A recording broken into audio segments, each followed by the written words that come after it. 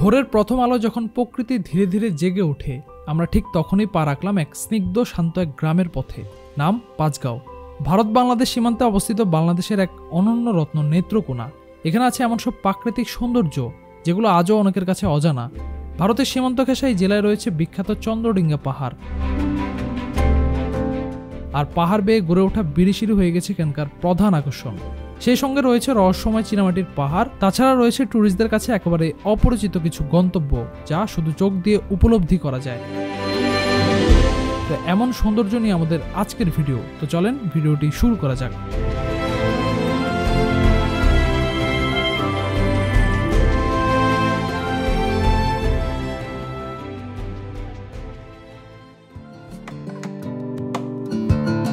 তো আমাদের আজকের ভ্রমণ শুরু ঢাকার ব্যস্ত মহাখালী বাস টার্মিনাল থেকে। গন্তব্য নেত্রকোনার সীমান্ত ঘেঁষা শান্ত এক উপজেলা কলমাকান্দা। রাত 10টা 30 মিনিট। শহরের কোলাহল তখন একটু একটু করে স্তব্ধ হয়ে আসছে, আর ঠিক তখনই আমরা উঠে পড়লাম সালমান পরিবহনের একটি নন এসি বাসে। টিকিটের মূল্য জনপ্রতি 450 টাকা। তবে একটা বিষয় জেনে রাখা ভালো, রাত 10টা 30-এর পর ঢাকা থেকে সরাসরি কলমাকান্দার উদ্দেশ্যে আর কোনো বাস চলাচল করে না। তো বাস ছাড়ার পর সাধারণত 3 থেকে 3.5 ঘন্টার মধ্যেই পৌঁছে যাওয়া যায় কলমাকান্দা বাজারে। আমাদের ক্ষেত্রে তাই হলো। রাত 2:30টার মধ্যে আমরা নেমে পড়লাম কলমাকান্দা বাজারে। আমরা আগে থেকে যোগাযোগ করে রেখেছিলাম এক স্থানীয় বাইক চালকের সাথে। বাস থেকে নামার পর রাতের আধারে মানুষটি ঠিকই সময়মতো আমাদের এসে রিসিভ করলো। যেহেতু এখনো ভোর হতে অনেক দেরি, তাই আমরা সেখানকার বাজারের একটি দোকানে বসে রাতের সময়টুকু পার করছি আর প্ল্যানিং করছি। তো ভোর হওয়ার আগ মুহূর্তে আমরা পাশের একটি দোকান থেকে আমাদের সকালের নাস্তাটি সেরে ফেলি। এরপর ঠিক রাত 4:45টার দিকে বাইকের ইঞ্জিন স্টার্ট হয় আর শুরু হয় আমাদের আজকের মূল অভিযান। ও হ্যাঁ, আমাদের এই পুরো ট্রিপে যাতায়াত ও সংশ্লিষ্ট সব খরচের বিস্তারিত তথ্য ভিডিওর ডেসক্রিপশন বক্সে দেওয়া আছে, তাই চাইলে আপনি সেখান থেকে আপনার ভ্রমণ পরিকল্পনা করে নিতে পারেন। শুভ সকাল ফ্রম নেত্রকোনা। এখন বাজে হচ্ছে সকাল 5টা। তো আমরা খুব সকালবেলা আমরা বেরোয় পড়লাম বাইক নিয়ে চন্দ্রডিঙ্গার উদ্দেশ্যে। আর ওখানে যে পাহাড়ে যে সৌন্দর্যটা ওটা আমরা ঘুরে দেখবো। তো সূর্য উঠবে একটু পরে, এখনো ওরকম ভাবে সূর্য উঠে নাই। আর এই রাস্তাটা আমার কাছে ভালো লাগছে, এই যে সোজা চলে গেছে যে রাস্তাটা, পাশে যে এই যে পাহাড়গুলো, অস্থির লাগতেছে ভাই, মানে বলে বোঝানোর মতো না। সকালের যে উষ্ণ পরিবেশটা, মানে এক কথা অসাধারণ। পাশে যে এমন সুন্দর একটা পাহাড়ি সৌন্দর্য, মানে এই সৌন্দর্যগুলো এখানে না আসলে আসলে বুঝাইতে পারবো না কতটা সুন্দর। সকালবেলা মনে হয় মেবি আমার জন্য একটা স্যাড নিউজ হতে যাচ্ছে। আমরা যদিও অনেক ভোরে এখানে আসছি, বাসের একটা বেড়া দিয়ে রাখছে, কয়েকজন বিজিবি দেখতেছি, এরা যারা টহল দিচ্ছে। বাজে অলরেডি 5:40, আর আমরা এই ব্রিজের মধ্যে অপেক্ষা করব এখানে। এরপর যে আমরা ওই সাইডে গিয়ে একটা পারমিশন নিয়ে হয়তো আমরা ভিতরে ঢোকার চেষ্টা করবো। ইনাইলি দেখবেন ঝর্ণাটা, এই যে ছোট ঝর্ণাটা, এই নিয়ে ছোট ঝর্ণা, ভিতরে কিন্তু আর যায় না, ঠিক আছে? এদিক দিয়ে পরে এদিক দিয়ে চলে যাবে না। প্রায় 6টা বাজে, তো বিজিবি চলে গেছে। আমরা এখানে আসলে আর অপেক্ষা করব না। তো অল্প সময় হাতে নিয়ে আমরা যে ভিতরে প্রবেশ করে গেছি অলরেডি। এই যে সামনে বামে যাব, বামে গিয়ে একটু ডানে গেলে যে আমরা একটা ঝর্ণা দেখা পাবো। আর ঝর্ণাটা দেখে আমরা এখানে একটা বট গাছ আছে, অনেক প্রাচীন একটা বট গাছ, ওই বট গাছটা দেখে আমরা যে আবার ব্যাক করে চলে আসবো। ভাই সৌন্দর্য দেখেন, বাপরে বাপ। এই যে এটা ঝিরি, আর এগুলো পাহাড়, আর আমরা এই সাইড দিয়ে যাব। এই যে পাথরের যে বেষ্টনী দেখতে পারতেছি পাহাড়ের গায়ে, এই যে বড় বড় পাথরগুলো। আমরা এই সাইড দিয়ে যাব। এখান দিয়ে সোজা গেলে আমরা ছোট একটা ঝর্ণা দেখতে পাবো। অস্থির পাহাড় বেষ্টিত খুব সুন্দর একটা জায়গা। হ্যাঁ, মাঝখান দিয়ে যে কি সুন্দর একটা মাঠ, বড় মাঠ। আর এখান দিয়ে যে আমরা সামনে চলে যাব।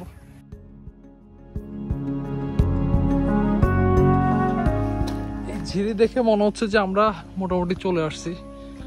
এই যে ঝিরির পানিগুলো এখান দিয়ে আসতেছে, তার মানে সামনে ওই যে দেখতে পারতেছি এটা ছোট ঝর্ণা। আমরা যখন রাস্তা দিয়ে আসতেছিলাম এই পাহাড়গুলো অস্থির লাগতেছিল, কিন্তু এখানে ভিতরে ঢুকে আরো বেশি অস্থির লাগতেছে। ভিতরের প্রকৃতিটা আসলে একদম ডিফারেন্ট, খুবই ডিফারেন্ট। এই দেখেন আপনার চারপাশে শুধু পাহাড় আর পাহাড়, এই যে চারপাশে শুধু পাহাড় আর পাহাড়। আর এই পাহাড়টার নাম চন্দ্রডিঙ্গা। তো আমরা চলে আসলাম। এটা ছোট ঝর্ণা, এখানে উপর দিয়ে পানি চুপসে এখানে পড়তেছে আর কি। আর এই পানিটাই এই ঝিরি ধরে ওই সাইডে চলে যাচ্ছে। জস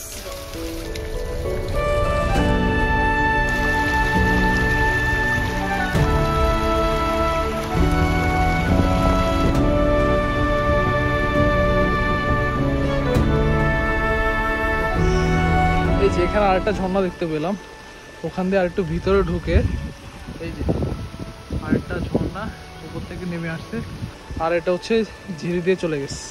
আর এখানে একটা মজার বিষয় দেখেন, এই যে পাথরগুলো দেখতেছেন কি বিশাল ভাই, অনেক বিশাল বিশাল পাথর। আমার মনে হয় এক একটার ওজন হবে মিনিমাম 1000 কেজির উপরে। ওই যে ওই পাথরটা দেখেন, বিশাল আকৃতির একটা পাথর। এই যে এটা হচ্ছে চন্দ্রডিঙ্গার হচ্ছে যে আসল সৌন্দর্য। এখানেও ঝর্ণা, সামনেও ঝর্ণা। এই যে এখানে পানির যে স্রোতটা দেখা যাচ্ছে, এখান দিয়ে মানে আরো ভিতরে ঢুকা যায়, অনেক ভিতরে। ইভেন এই যে বিজিবি ঢুকতে দেয় না এই একটা কারণে, সেটা হচ্ছে সীমান্ত থেকে অনেক চোরাচালানি হয় এইসব রুট দিয়ে, ঠিক আছে। দ্যাটস ওয়াই তারা কড়া একটা নিরাপত্তা রাখে। তো আমরা এখানে বেশিক্ষণ থাকবো না।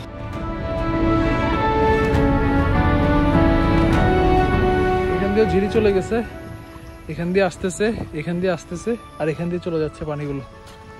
আর এটা হচ্ছে সেই ঐতিহাসিক বটবৃক্ষ।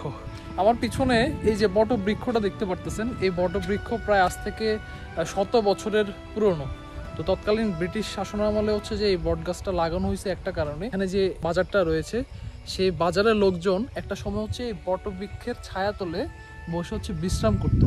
পাশাপাশি মানে আমাদের যখন 1971 সালে যে মুক্তিযুদ্ধ হয়েছিল, সেই মুক্তিযুদ্ধের সময় তারা এই জায়গায় বসে অনেক হচ্ছে গোপন বৈঠক করতো। পাক সেনাদের বিরুদ্ধে যখন তারা যুদ্ধ করতেছিল, তখন অনেক বৈঠকেই এখানে হচ্ছে যে তারা সম্পূর্ণ করছে। এখান থেকে আসলে তাদের প্ল্যানিংগুলো হচ্ছে পুরা সাকসেস করছে। সত্যি কথা বলতে গাছটা কিন্তু অনেক সুন্দর। কেন সুন্দর আপনাদেরকে বলি, এই যে গাছের যে ডালপালা, এই যে শিকড়গুলো, শিকড়ের যে সেটগুলো অনেক সুন্দর লাগতেছে। প্লাস এই যে বিশাল বড় বড় তাদের ডাল, এই যে শাখা প্রশাখাগুলো, এই যে দেখতে পারতেছেন ডালগুলো অনেক সুন্দর।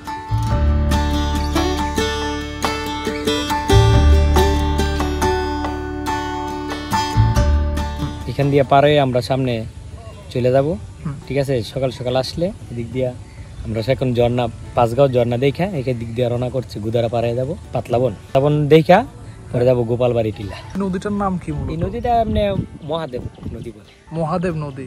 আর এখানে যেটা বললেন সন্ন্যাসী পাড়া, এই পাশেই হলো বৌরকোনা বাজার। আচ্ছা, গেলেই বৌরকোনা বাজার। তাহলে এই নৌকা করে হচ্ছে যে আমরা পার হবো।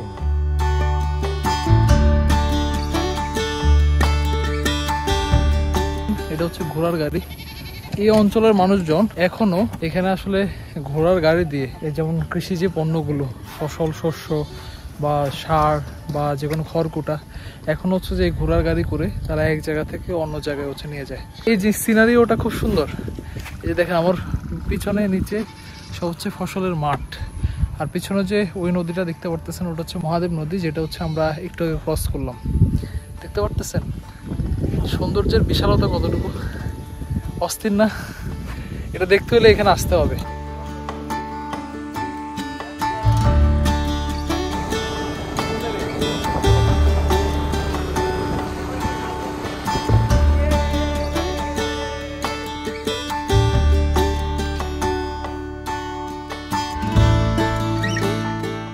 এটা কি পাতলার বন? পাতলা বন।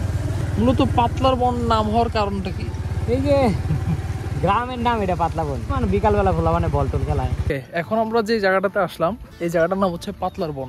তো এই জায়গাটা মানে বিশাল একটা মাঠ, পুরোটাই হচ্ছে যে সবুজে বেষ্টিত, মানে পুরোটাই একটা ন্যাচারাল একটা অন্যরকম একটা অ্যাস্থেটিক ভাব আছে। ভালো লাগবে ভাই আপনার কাছে এখানে আসলে, মানে বোরিং হওয়ার মতো কোনো স্পট নাই এটা আসলে অ্যাকচুয়ালি।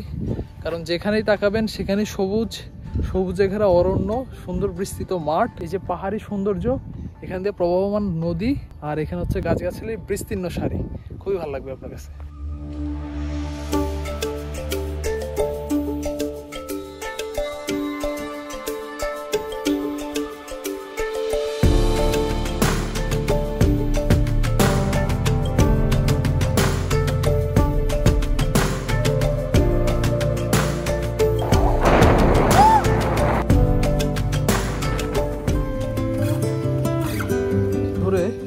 আইল ধরে হচ্ছে সামনে যেতে হবে। ন্যাচারাল সাউন্ডটা শুনতেছেন, অস্থির। সো এটা হচ্ছে সেই টিলাটা, চিংড়ি গোপালবাড়ির টিলা। এই টিলাটা অনেক সুন্দর, হ্যাঁ মানে পাহাড় না, এটা একটা টিলা। এটাতে মূলত হচ্ছে বিজিবি থাকে, আর এটা হচ্ছে একটা রেস্ট্রিক্টেড জায়গা, এটাতে নর্মালি হচ্ছে উঠতে দেয় না। এই যে এখানে অবস্থান করার পর এখানে আশেপাশের যে সৌন্দর্যটা দেখেন, দেখছেন চারপাশ শুধু সবুজ আর সবুজ, সবুজের অভয়ারণ্য।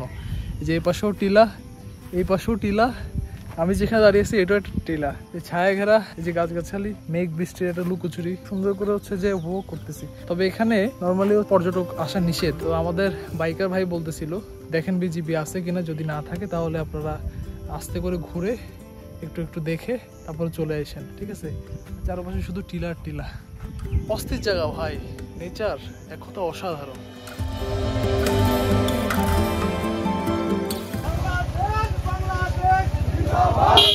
ভিতরে হচ্ছে সাত শহীদের মাজার, যেখানে একটা সমাবেশ হচ্ছে। তো আজকে হচ্ছে 26শে জুলাই, এখানে হচ্ছে যে সবাই মিলে স্মৃতিচারণ করতেছে সাত শহীদের মাজারে। তো এই জায়গাটা খুবই সুন্দর, বেশি ভালো লাগবে এই মেহগনি গাছের কারণে। তো যখন এই সাত শহীদের মাজারে আসবেন তখন হচ্ছে এই সারিবদ্ধ মেহগনি গাছ দেখতে পাবেন। আর এই মেহগনি গাছগুলো খুব সুন্দর, এই ছায়া বেষ্টিত খুব সুন্দর এই মেহগনি গাছগুলো এই জায়গার সৌন্দর্যকে আরো হাজার গুণ বাড়িয়ে দিয়েছে। এই সামনে হচ্ছে যে ইন্ডিয়ার বর্ডার। তো গুগল ম্যাপে হচ্ছে যে গেলে হয়তো আপনারা দেখতে পাবেন যে লেঙ্গুরার একদম লাস্ট সাইড, একদম সীমান্তবর্তী একদম লাস্ট সাইড, সেটা হচ্ছে এই সাত শহীদের মাজার। এটাই সর্বশেষ বাংলাদেশের সীমানা, এরপরে সব চারদিকে ভারত, মাঝখানে বাংলাদেশ। এখানে লোকালরা হচ্ছে এখানে ইন্ডিয়ান যে মালামালগুলো হচ্ছে সীমান্ত দিয়ে ঢুকে সেগুলো হচ্ছে ওরা এখানে সেল করে। তো এখন হচ্ছে বৃষ্টি পড়তেছে তাই হচ্ছে ঢেকে রাখছে, বিভিন্ন মালের পসরা নিয়ে বসে। ওই যে একটা দোকান, এই যে একটা দোকান, এই যে একটা দোকান, সব ধরনের চকলেট হইতে শুরু করে সাবান হইতে শুরু করে সবকিছু হচ্ছে এখানে পাওয়া যায়। ওটাও ইন্ডিয়া, ওটাও ইন্ডিয়া, আর এখানে হচ্ছে ইন্ডিয়ান মালগুলো হচ্ছে ওরা বিক্রি করে। আমরা এখন এসেছি মইনের টিলাতে, আর খুবই শান্ত নীরব প্রকৃতির পরিবেশ হচ্ছে এই মইনের টিলা। এই মমিনের টিলার যে ইতিহাসটা যেটা জানতে পারলাম, মমিন নামের এক গারো সম্প্রদায়ের বসবাস ছিল হচ্ছে এই টিলার মধ্যে। তিনি একটা আধ্যাত্মিক লোক ছিলেন, একজন সাধক ছিলেন বা ফকির বলা যায় তাকে। মানে তিনি তার জীবদ্দশার মধ্যে তিনি কখনোই কারো ক্ষতি করে নাই, ফকির বেশি এখানে থাকতেন, এখানে বসবাস করতেন। তো গারো সম্প্রদায়ের লোকজন হচ্ছে তাকে আধ্যাত্মিক একটা মানব হিসেবে তাকে আখ্যায়িত করছে, তাকে ওভাবে চিনত। তো তার মৃত্যুর পর তার এই নাম অনুসারে এই টিলাটার নামকরণ করা হয়েছে মমিনের টিলা। এখানে মানুষ আসে এই নিস্তব্ধ শান্ত পরিবেশ খুব কাছ থেকে উপভোগ করে। তো এটা হচ্ছে মমিনের টিলা থেকে ভিউ, নিচের সাইডের ভিউ। এখান থেকে নিচের একটা সুন্দর সৌন্দর্য।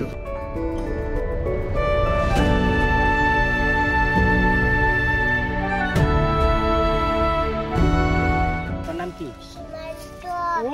এই যে সীমান্ত, এই পাহাড়টার নাম কি রে ভাই? লাজা। হ্যাঁ লাজা। শাহিনুর ভাই হচ্ছে যে আমাদের নতুন একটা জায়গায় নিয়ে আসছে। এই জায়গাটার নাম কি বললেন? উট পাহাড়। ওই জায়গাটা নিচে, জায়গাটা তো সুন্দর।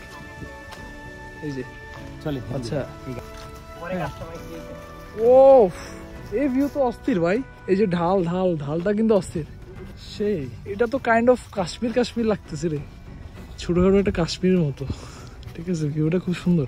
এখানে যে পাহাড়ে যে ঢালটা না, এটার মানে উফ সেই। এটা হইলো ভরতপুর, দুর্গাপুর থানা, লেঙ্গুরার এক পাশে। এটা হইলো উৎপাহাড় বলে। এখানে গ্রামের লোকজনরা, এখানে আশেপাশে সব হইলো উপজাতি, গারো হাইজং। আমরা উপজাতিদের বাড়ি দিয়ে আসছি। এই পাশেই আমরা যেখানে দাঁড়ায় আছি এটা ইন্ডিয়া। এই যে সীমানা দেখা যাচ্ছে আপনার ইন্ডিয়ার ভিতরেই পড়ছে। আচ্ছা, আমরা এমন একটা জায়গায় আসছি ভাই, অস্থির একটা জায়গা। নেত্রকোনার মধ্যে এই জায়গাটা আসলে সবাই এক্সপ্লোর করতে পারে না। ইভেন যারা হচ্ছে বাইকে করে আসে, মানে বাইকালারও আসলে এই জায়গাটাতে আনে না। এই স্পট গুলো তারা রিভিল করতে চায় না। যারা ঘুরতে আসে এখানে খুব অল্প একটা বাজেট নিয়ে আসে। ইভেন যতগুলো স্পট আছে ওগুলো দেখার জন্য হচ্ছে খুব সীমিত একটা টাকা হচ্ছে তাদেরকে পে করে, মানে তাদের মুখ থেকে শোনা। দ্যাটস ওয়াই হচ্ছে তারা এই জায়গাটাকে সবার সামনে রিভিল করে না। মানে এখানের পরিবেশটা এক কথা অসাধারণ, চারপাশে একদম নিট অ্যান্ড ক্লিন, সবুজ। ঠিক আছে, আমি কাশ্মীর যখন গেছিলাম, পেহেলগামের যে জায়গাটা, ওটার সাথে কিছুটা হচ্ছে যে রিলেট করতে পারতেছি, কাইন্ড অফ ছোটখাটো। এই সাইডটাকে কাশ্মীরের সাথে আসলে যদি তুলনা করা হয় তাহলে কোনো অংশে ভুল হবে না।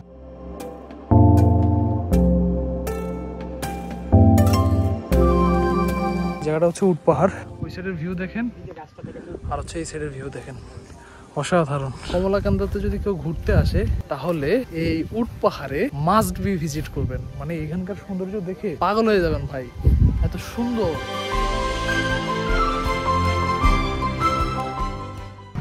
আমরা এখন আছি হচ্ছে সোমেশ্বরী নদীর এখানে।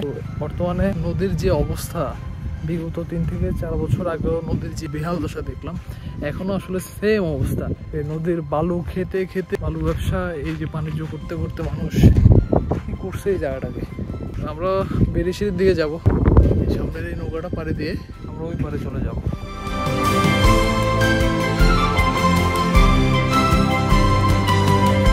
আমরা এখন আছি হচ্ছে বেরিশিরি। এই জায়গাকে বাংলাদেশের একটা প্রাকৃতিক রত্ন বলা যায়। দেশের অন্যতম চীনামাটির খনি কিন্তু এই সুসং দুর্গাপুর। এই চীনামাটি পাহাড় থেকে আসলে সংরক্ষণ করা হয় এই চীনামাটিগুলো। সাধারণত তৎকালীন সময় 1940 কি 50-এর দশকে ব্রিটিশ শাসনামলে পাকিস্তানি সরকার এই জায়গার চীনামাটিগুলো সংরক্ষণ করে ঢাকা সহ হচ্ছে দেশের বিভিন্ন প্রান্তে হচ্ছে ওরা এগুলো সরবরাহ করতো। সেই আগে থেকে, তৎকালীন সময় থেকে আসলে এই মাটিগুলো শিল্প কারখানার আসলে কাঁচামাল হিসেবে ব্যবহৃত হতো। এই চীনামাটি সাধারণত সিরামিক্সের বিভিন্ন দ্রব্যাদি উৎপাদনের কাজে আসলে মূল উপকরণ বলা যায়। যখন এই সূর্যের আলোটা এই চীনামাটি পাথরের উপর পড়ে, তখন আসলে এই লেকের সৌন্দর্যটা আসলে পরিবর্তন হয়। এই সূর্যের আলোর উপর এই পাথরের সাথে রিফ্লেক্ট করে লেকের পানি হচ্ছে মাঝে মাঝে নীল, মাঝে মাঝে সবুজ এই রং ধারণ করে। এখানে যে চীনামাটিগুলো দেখছেন, এটা হচ্ছে কিছুটা পার্পেল আবার কিছুটা সাদা। পার্পেল কালারটার জন্য খুব ভালো ফুটে এই জায়গাটা। সেম সামনে আরো সুন্দর। এখানে লোকালয় থেকে শোনা এই লেকটা প্রায় হচ্ছে 150 ফিট হচ্ছে গভীর। সো একটু সাবধানে হচ্ছে যে আপনারা এখান থেকে ঘুরে চলে আসবেন। এখানে আসার পর আপনার মনে একটা প্রশ্ন জাগতে পারে যে আসলে এই যে চীনামাটির পাহাড়, এই পাহাড়ের পাদদেশে যে লেকটা, এটার আসলে উৎপত্তি কিভাবে? গ্রামীণ ফোনের একটা অ্যাড থেকে মানুষ আসলে এটার নামটাকে নতুনভাবে হচ্ছে যে আখ্যায়িত করে। তখন ওই অ্যাডটার মধ্যে নাকি বেরিশিরি নামে হচ্ছে এই জায়গাটাকে আখ্যায়িত করা হয়। আসলে অ্যাকচুয়ালি নাকি এই জায়গার নাম বেরিশিরি না, সুসং দুর্গাপুর চীনামাটির পাহাড়। এই লেকটার উৎপত্তি হচ্ছে এভাবে হয় যে তৎকালীন সময়ে ব্রিটিশদের শাসনামলে কোহিনুর কোম্পানি যখন এখান থেকে পাথর উত্তোলন করতো বা পাথর খনন করতো, এই জায়গাটা নাকি আরো বিস্তৃত ছিল। ওরা খনন করতে করতে করতে করতে একটা পর্যায়ে গিয়ে এখানে এরকম বিশাল মানে গভীর একটা লেকের সৃষ্টি হয়। যাই হোক, আমরা একটু ভিতরে যাওয়ার চেষ্টা করব, দেখি ওই সাইডটা আসলে কেমন। এখন যে চূড়াটাতে দাঁড়ায় আছি, এটা হচ্ছে সুসং দুর্গাপুরের চীনামাটি পাহাড়ের সর্বোচ্চ চূড়া। এই চূড়াতে যখন উঠবেন তখন এরকম একটা এরিয়াল ভিউ পাবেন, যেটা আপনার দৃষ্টি কেড়ে নেবে। এই ভিউটা, নিচের ভিউটা দেখেন, সেরা। এটা হচ্ছে চীনা পাথরের আরেকটা সাইড। আমরা ছিলাম হচ্ছে ওই সাইডে। তো ওখান দিয়ে নিচে নেমে প্রায় 5 মিনিটের মতো হাঁটতে আপনারা এরকম একটা জায়গা দেখতে পাবেন, যেটা সেম চুনা পাথর প্লাস হচ্ছে নিচে একটা ছোট লেক। আর এখানের বিশেষত্ব হচ্ছে এই পাথরগুলো খাঁচ কাটা, একটা সাইড দিয়ে লেভেল লেভেল লেভেল করে কাটা। দূর থেকে দেখতে ভালোই লাগে। জনপ্রতি 50 টাকা করে নেন। লোকাল ভাড়া যাওয়া আসা 50 টাকা। লোকাল ভাড়া যাওয়া আসা 50 টাকা। কয়জন নেন আপনারা এক বোটে? এই তো মনে করেন 8 জন 10 জন করে নিয়ে যাবেন। 8-10 জন করে নেন। ধরেন ওখানে গিয়ে বর্ডার সাইডে হচ্ছে আপনারা নামায়, ওখানে ঘোরাঘুরি করে আবার নিয়ে আসি। তো আমরা এখন আছি হচ্ছে জিরো পয়েন্টে। এটা হচ্ছে সোমেশ্বরী নদী। আর এই সোমেশ্বরী নদীতে আসলে নৌকা ভাড়া পাবেন, যেগুলোতে হচ্ছে জনপ্রতি 50 টাকা করে। যারা আপনাকে মেঘালয়ের সাইড থেকে ঘুরে নিয়ে আসবে, যেটা ওদের মুখ থেকে শোনা, ওই সাইডটাতে আপনাকে নিয়ে যাবে, ওখানে কিছুক্ষণ সময় কাটাবেন, দেন হচ্ছে আপনাকে নিয়ে আসবে।